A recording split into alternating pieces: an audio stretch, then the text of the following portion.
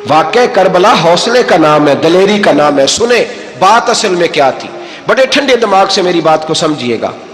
हजरत मौला अली शेर खुदा के बाद मुसलमानों के मुतफिका अमीर बने थे हजरत अमीर माविया।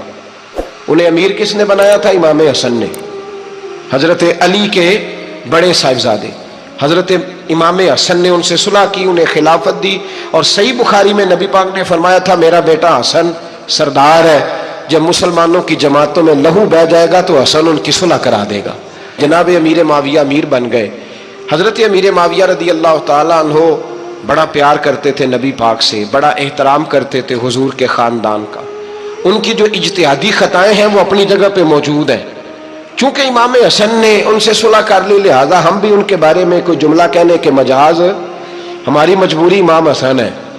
इसलिए कि जिसे इमाम हसन सही कहे, फिर इमाम हसन के मानने वाले को उसे गलत नहीं कहना चाहिए।